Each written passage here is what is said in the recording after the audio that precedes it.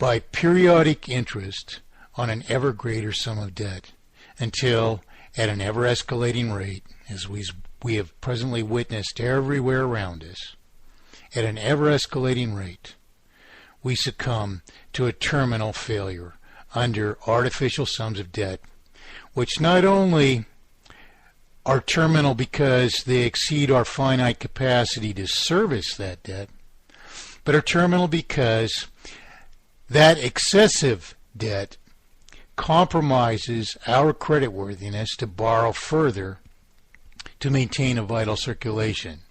And so the natural pattern of the failure of this obfuscation of our currency is one in which an ever-escalating sum of debt eventually exceeds our ability to service it, and the consequential destruction of our creditworthiness thereupon destroys our ability even to maintain a vital circulation that we might continue further.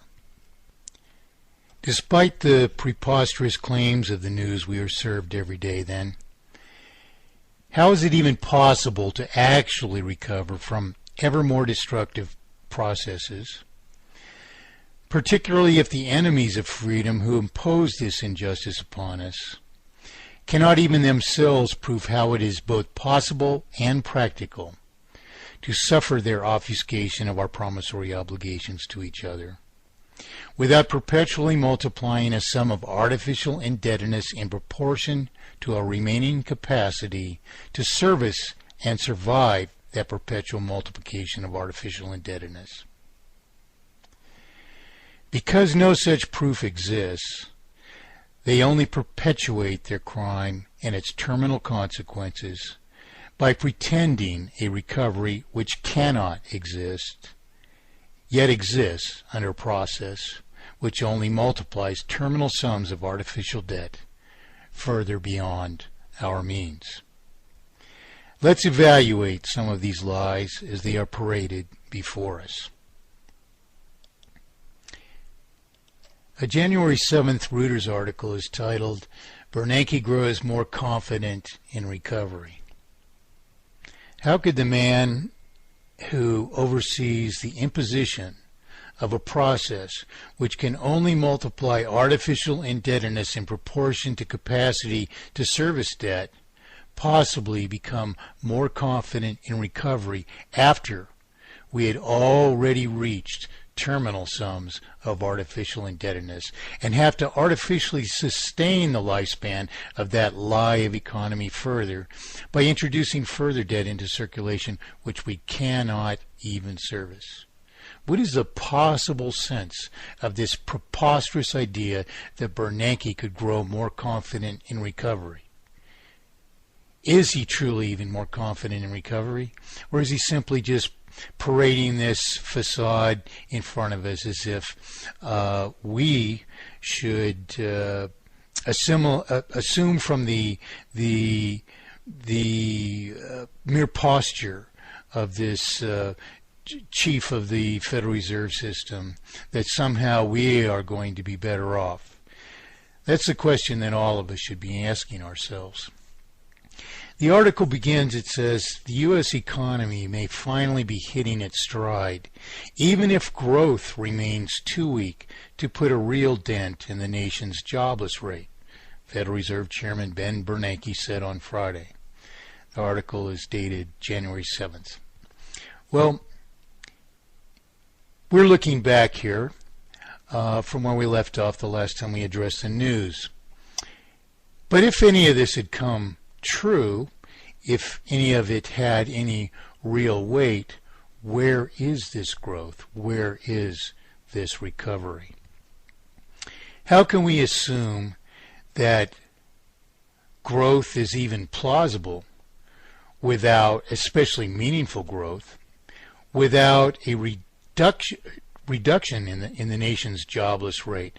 In other words, unless it was just new business recovering, how can we assume that real growth could ever occur that didn't even put people back to work, that they might receive an income from which we the people might benefit from any of this?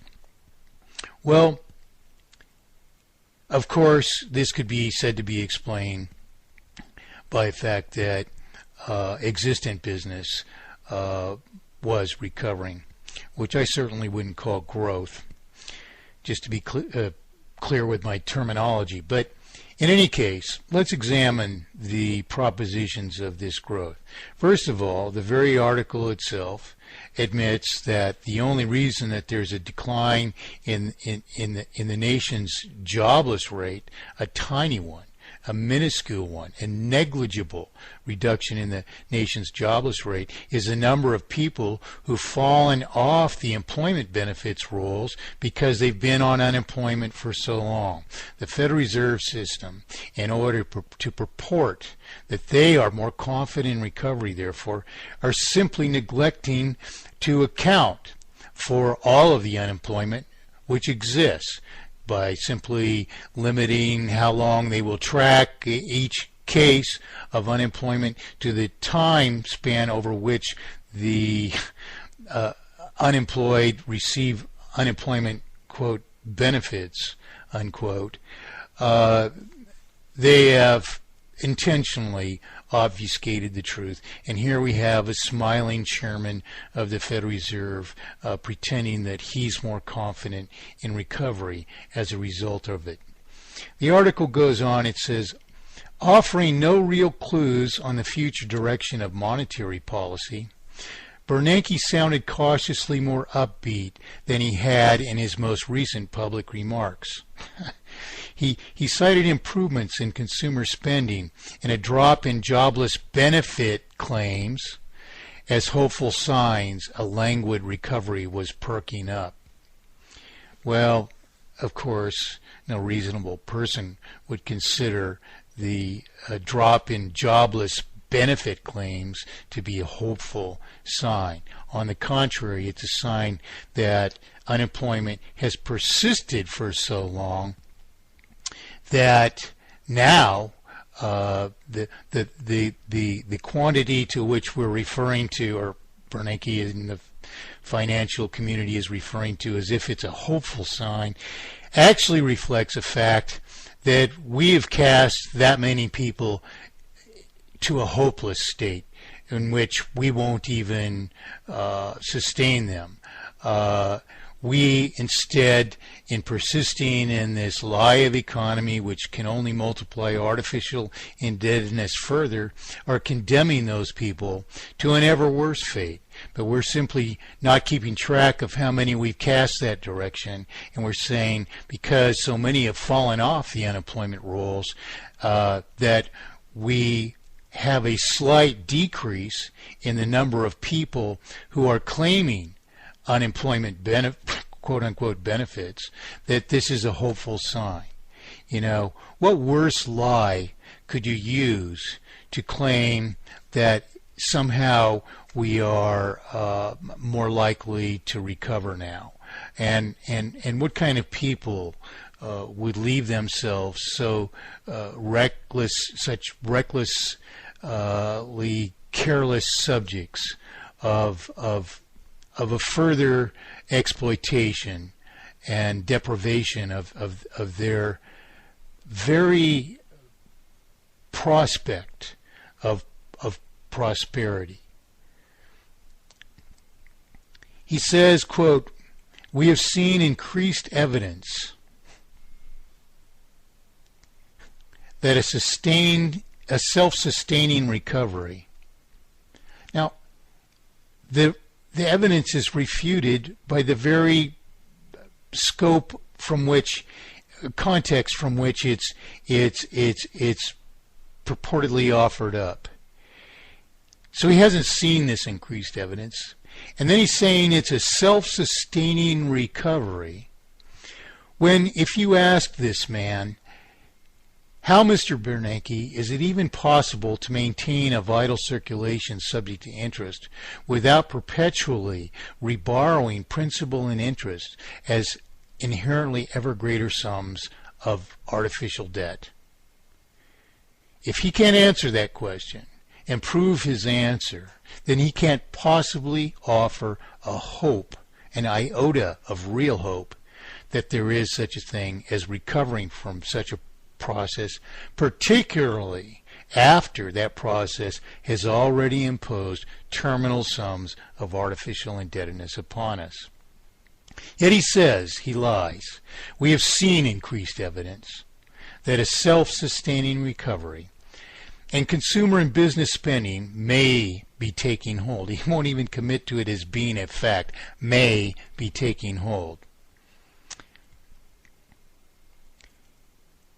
Just a month ago, in an interview on the CBS program 60 Minutes, the article continues, Bernanke voiced a degree of trepidation about the economy's rebound.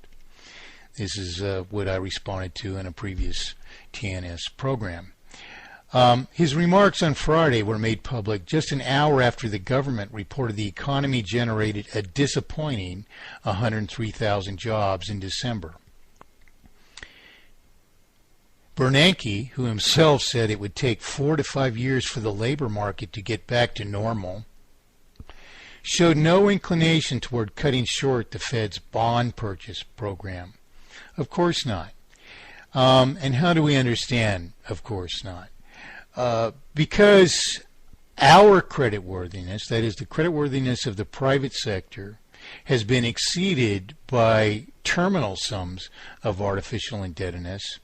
It is not even plausible for the public, the private sector, to borrow further beyond its means.